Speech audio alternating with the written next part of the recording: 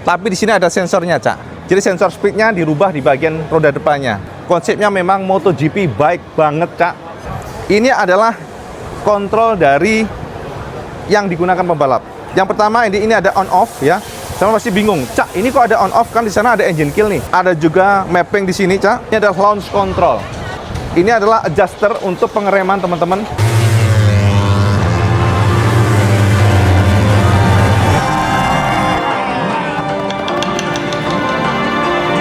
Kang Bro, RB ternyata juara Asia 250 2025. Tentu sama penasaran, seperti apa sih gacoannya dan kenapa CBR 250RR begitu kuat sehingga tanpa terkalahkan di musim ini. Kita akan bedah langsung, Cak, buat sampean.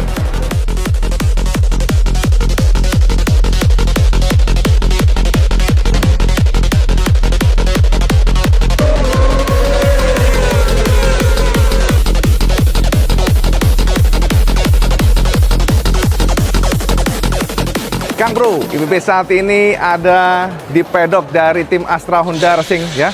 Jadi tim Astra Honda yang berhasil kembali menjadi juara Asia lewat CBR 250R juga RB Kang Mas. Nah, teman-teman, IWP akan mengajak sampean untuk mencoba mengoprek motor ini, apalagi, Cak, helmnya udah kayak Marc Marquez, Cak. Udah nomornya 93 ya, si RB dilala kemenangannya menggunakan helm yang declare warna merah membara. Cakep ya. Nah, teman-teman, tentu tidak afdol kalau kita nggak ngoprek. Apa sih kelebihan dari motor ini? Kenapa RB yang sudah disunat, Cak, RPM-nya, tapi ternyata masih mampu jabanin Yamaha R3 yang notabene publikasi besar? Tentu kita akan bedah bersama semuanya seperti apa looks-nya. Nah, teman-teman, kita pertama akan lihat dari sisi depannya, Mas ya.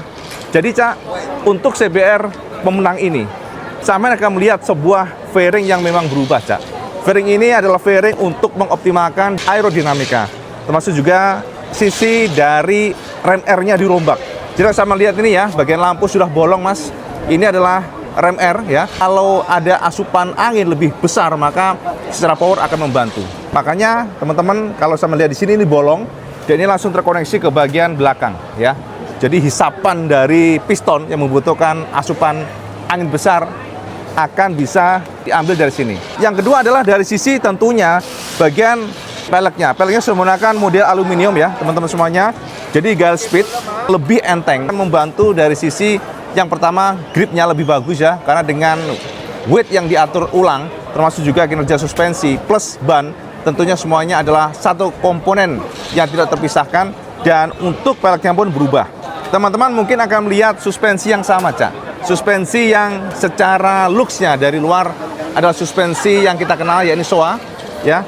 Tapi teman-teman, sebenarnya secara dalam-dalamannya ya, mulai dari per-pernya sudah dirombak. Ini dalamannya sudah menggunakan yang lebih stiff ya, dihitung ulang. Jadi compression-nya dan lain sebagainya itu berubah total ya. Karena sekali lagi motor ini bukan untuk harian, tapi akomodasinya adalah bagaimana motor ya CBR 250RR ini kuat untuk masuk tikungan dan keluar tikungan. Dan yang paling penting adalah bagaimana maintain untuk gripnya selalu terkontrol. Itu sangat penting. Nah, di bagian sebelah kiri sini, Cak, saya akan menemukan ya, sebelah kiri ini ada semacam sensor, Cak ya. Ini adalah salah satu cara dari tim AHRT untuk mengetahui seberapa kuat lendutannya ya. Jadi, ini juga akan kelihatan semuanya. Bagaimana karakter behavior dari motornya, bagaimana motor masuk tikungannya, dan bagaimana pula grip motor, semuanya akan ukur semuanya di sini ya. Jadi suspensi ini penting sekali, Cak. Dengan adanya pengukuran yang nantinya akan terkoneksi sama data logger, maka tim akan bisa mengolah apakah suspensi ini kurang empuk atau kekerasan. Nah, semuanya akan terlihat dari situ. Visornya sudah berubah, Mas ya, menggunakan model bening. Kita intip di sini, Cak. Untuk bagian dashboard, Mas, yang IWP surprise adalah ternyata, Cak, kita melihat speedometer bawaannya itu nggak dicopot, Cak. Ini surprise banget ya. Sebab rata-rata tim-tim yang ada, kalau kita lihat tim-tim lainnya ya, speedometernya ini bawaannya dibuang. Karena toh mereka sudah nggak membutuhkan speedometer. Jadi untuk RB ternyata CBR 250RR-nya masih dicangkokkan. Artinya nggak dibuang di sana. Kita juga sempat bertanya tadi sama tim HRT, kenapa kok nggak dibuang gitu kan? Bisa membantu weight-nya ya, power to weight ratio kan nambah nih. Secara bobot makin enteng, harusnya kan makin bagus. Tapi ya tidak ada jawaban yang pasti. namun sebenarnya mungkin lebih kepada visual aja ya. Jadi kelihatannya lebih cakep aja kalau ada speedometernya. Dan teman-teman di sini ada control eraser ya. Ini adalah ECU, Cak. Kalau saya melihat ya, ini memang wajib semua tim menggunakan ECU yang sama dari eraser. Dan ini adalah salah satu regulasi yang tetap dipertahankan hingga sekarang. Tentu kita bertanya sebenarnya, kenapa sih harus menggunakan ECU yang sama? Karena teman-teman tahu sendiri ya, setiap tim harusnya berlomba-lomba untuk memberikan terbaik. ECU-nya sendiri, elektroniknya sendiri, tapi itulah regulasi, ya semuanya nggak lepas dari yang namanya kompetisi supaya adil dan fair, ya, alias fair tentunya. Ini kayak di MotoGP, Cak. Bagaimana Dorna mewajibkan semua tim yang menggunakan Magnetic Marelli. Tapi untuk yang di ARC ini semuanya harus menggunakan eraser. Jadi ini adalah ECU yang sama. Tim-tim lainnya juga menggunakan ECU yang sama. Kontrol semuanya, kontrol unitnya, semuanya adalah eraser. Terus, Cak, satu hal lagi yang adalah menarik adalah kita lihat di sini ya, sebelah kanan. Ini adalah knuckle guard ya, yang disuplai oleh RCB. Dan untuk knuckle guard ini hanya di bagian kanan, Cak. Untuk knuckle guard fungsinya adalah supaya rem tidak tersenggol pembalap lain, karena berbahaya. Kalau sebelah kiri nggak dikasih. Makanya teman-teman kalau saya melihat MotoGP pun sama. Tapi kan kalau modifikasi kadang-kadang semuanya knuckle guard dipasang kiri kanan. Untuk yang racing nggak, Cak. Murni racing itu bahkan punya RB juga sama, hanya di sebelah kanan. Nah, lalu nextnya adalah di bagian sini, Cak. Jadi ada case di panel stangnya ini, sama akan lihat ada engine kill di sini, Cak ya. Ini ada proteksi, lihat nih ya. Di sini AHRT memproteksi ya. Dan ternyata ini ada fungsinya, Cak, sebab kemarin ada kasus di mana pembalap AHRT tidak sengaja menyenggol bagian engine kill-nya ini sehingga engine langsung off, stall, dan itu salah satu kerugian yang luar biasa. Makanya untuk memproteksi tersebut, tim dari AHRT membuat semacam kotak seperti ini proteksi, jadi nggak akan mudah tersenggol, nggak akan mudah tersentuh, dan itu adalah salah satu cara bagaimana mengoptimalkan setiap jengkal dari yang didapatkan. Setiap jengkal dari keuntungan, setiap jengkal dari teknis itu selalu harus preventif ya. Nextnya adalah sebelah kiri, Cak. Nah, ini yang kiri yang penting nih, Cak. Nah, sini, Cak, biar sama tahu. Sebelah kiri ini teman-teman semuanya, ini adalah kontrol dari yang digunakan pembalap.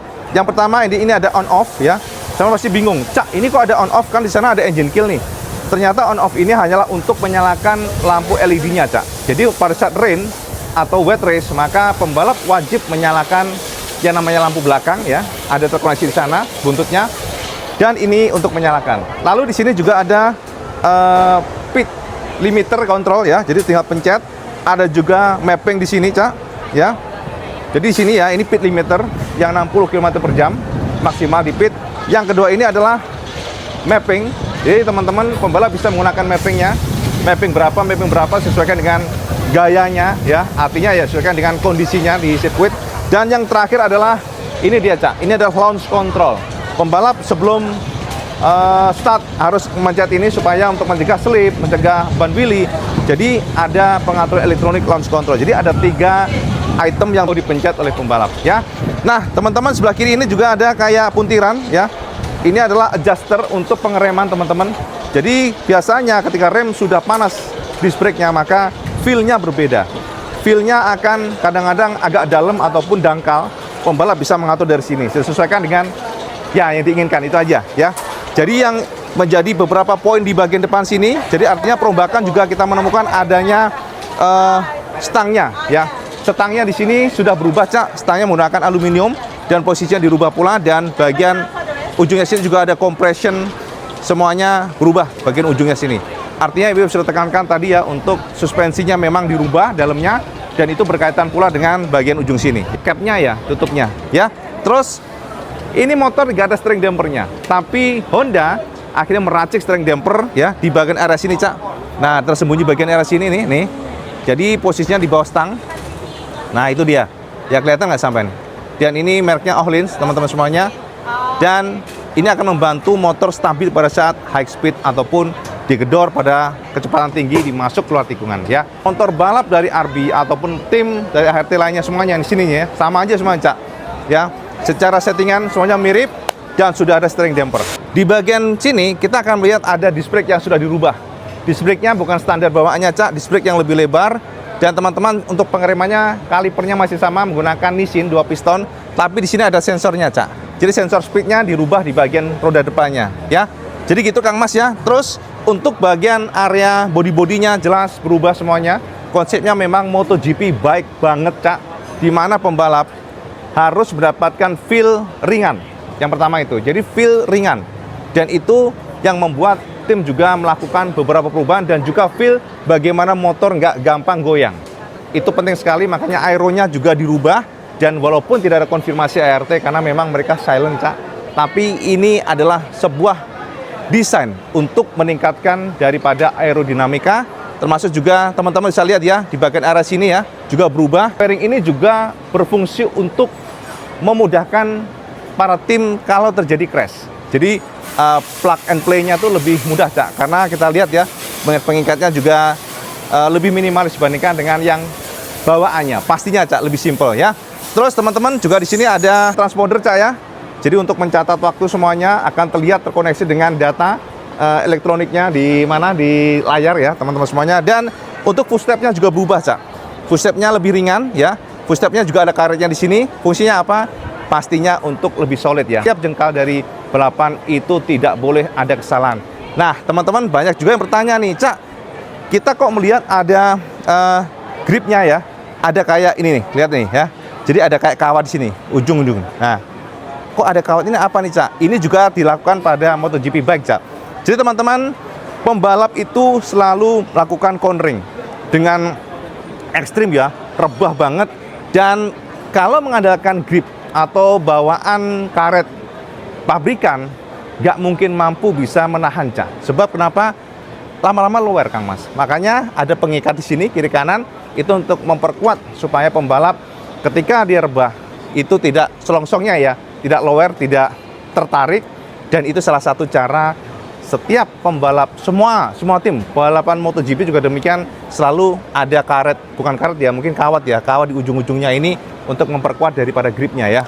Oke, kita lanjut ke bagian belakang. Di sini Kang Mas ada tonjolan, Cak, ya. Ini untuk membantu pada saat pembalap rebah ya, cornering.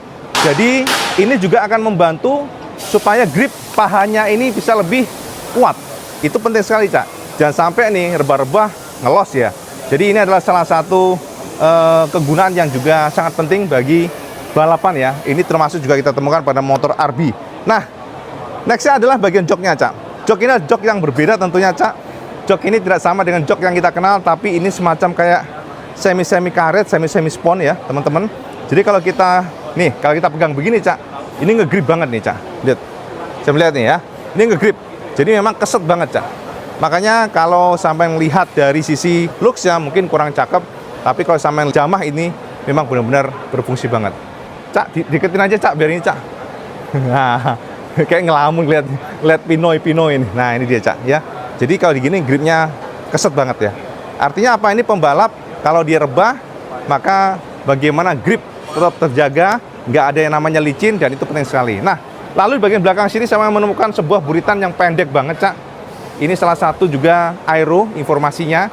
Tapi kalau katanya ART ya ini adalah udahlah, ini untuk mempermudah aja kalau crash dan sebagainya. Tapi dikatakan ini salah satu cara untuk meningkatkan aero juga grip bagian belakang. Dan teman-teman ini ada bolongan, Cak. Nah, ini bolongan juga sama. Kalau kita lihat di sini polosan, di sini ada bolong nih sampai ke belakang. Ya kan? Lihat nih, bolong di bagian sini. Ya, ini sama ya, satu kesatuan yang sebenarnya dari tahun ke tahun kalau kita lihat nggak ada perubahan dari motor ini. Ya, terus teman-teman sama akan menemukan juga di sini ada knalpot HRC Pro. Knalpot yang sama digunakan oleh tim ART pada mesin SS600 juga, 1000 cc mereka, dan model dari knalpotnya itu panjang. Apa fungsinya, Cak? Knalpot panjang itu memang secara teknis akan memberikan power delivery yang rata. Jadi power band-nya maksudnya. Power band-nya rata dari low, middle, sampai high RPM itu rata. Makanya ini top speed-nya bagus, tarikan bawahnya juga oke. Dan biasanya kalau teman-teman cari kenceng suaranya kan yang bagian knalpotnya dipendekin ya. Jadi pendek begitu, dan itu memang kalau kita membahas mengenai knalpot pendek pastinya kenceng suaranya, tapi biasanya ngempos bagian atasnya. Jadi top speed-nya kurang. Tapi untuk yang model seperti ini pasti top speed-nya bagus ya. Jadi teman-teman semuanya, dan Cak, ini dia juga saya masih menemukan di sini, Cak. Lihat nih. Ini ada sensor juga, Cak. Ini sensor rem ya, teman-teman. Ini adalah salah satu juga alat untuk mengukur kapan pembalap bisa ngerem atau enggak. Jadi, teman-teman, ini penting sekali. Begini, Cak. Pembalap memang punya skill, tapi tim juga punya namanya standar. Komplain gitu ya, kok motornya nggak enak. Ternyata mereka menemukan nih, oh kamu nih udah ngerem duluan nih. Ya sebenarnya kamu nggak usah ngerem nih di tikungan, tapi pembalap ngerem duluan. Itu ketahuan semuanya ya. Jadi ini sensor nggak bisa dibohongin. Dan ini benar-benar kayak MotoGP bike banget, Cak. Makanya teman-teman semuanya, balapan era sekarang adalah nggak hanya kompetisi motornya, tapi kompetisi mengenai elektroniknya, intelijensi dari technical poinnya, satu kesatuan yang tak terpisahkan. Dan itu kelebihan yang kita dapatkan pada ya tim HRT yang saat ini kita katakan luar biasa ya. Oke, teman-teman semuanya, sebelah kanan, Cak. Kita juga lihat di sini, Cak, bagian suspensinya, Kang Mas. Nah, suspensinya sama ya dengan depannya. Suspensi monosoknya menggunakan Showa BFRC. Yang di sini juga ada sensor di sana, ada kabel, sama tahu nggak itu? Itu juga sama fungsinya untuk mengukur lendutannya. Di bagian depan ada pengukuran, belakang juga pengukuran. Jadi semuanya betul-betul terkalkulasi dengan sangat detail. Makanya tidak ada boleh kesalahan pada saat balap. Dan itu adalah kunci kemenangan bagi tim untuk meraih kesuksesan. Makanya RB, teman-teman, gila ya. WB juga nggak nyangka dengan mesin yang 250 cc masih mampu berjalan melawan mesin 320 cc ya. Secara teknis mesin 320 cc pasti kuat pada akselerasinya. Nah, ini menjadi tantangan tim dari Honda untuk mencoba membalance ya, supaya mampu untuk menahan kekuatan dari lawan mereka yang saat ini cukup tangguh adalah Yamaha R3, dan itu menjadi pembuktian mereka berhasil melakukannya ya. Nah, kita lihat di sebelah kanan, Cak. Kang Mas, sebelah kanan sini. Sebelah kanan sini kita akan lihat ada sprocket gear yang juga berubah, Cak. Suppliernya ada RK, Kang Mas ya. Dan lain-lainnya ini kita juga ada lihat ada adjuster di area sini, Cak. Adjuster kalau tim ingin yang keras bisa dipuntir kiri atau kanan ya. Jadi inilah paket ya, bagaimana RB yang kuat dan bisa menguasai di ARC 250 kelas Asia yang menjadi salah satu kebanggaan tanah air, dan kini menjadi bukti kita semuanya bahwa ternyata mesin CBR 250 RR luar biasa, belum terkalahkan hingga sekarang, terbukti menjadi juara Asia 2025 AP 250.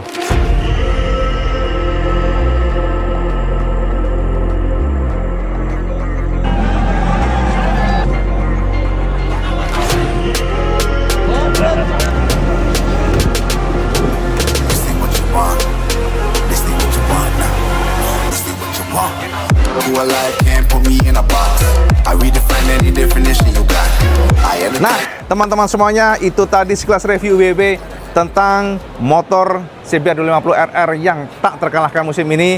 Dan fix teman-teman semuanya ya, ini adalah motor yang menurut WB memang menjadi the best bike 250 2 silinder yang belum terkalahkan hingga sekarang.